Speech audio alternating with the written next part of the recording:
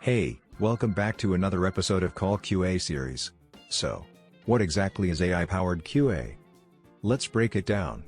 At its core, AI-powered quality assurance means using machine learning and natural language processing to assist, not replace, human QA teams.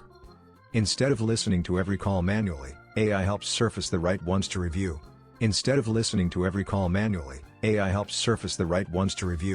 That's where auto-call sampling comes in.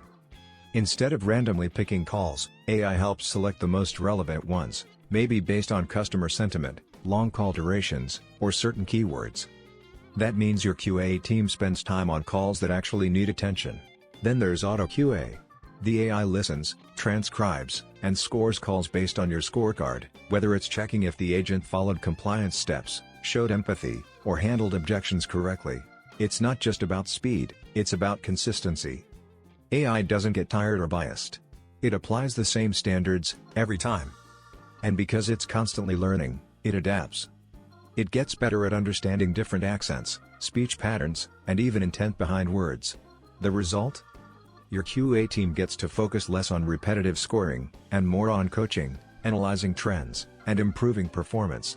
So when we say AI-powered QA, we're talking about a system that supports human decision-making with data, speed, and clarity.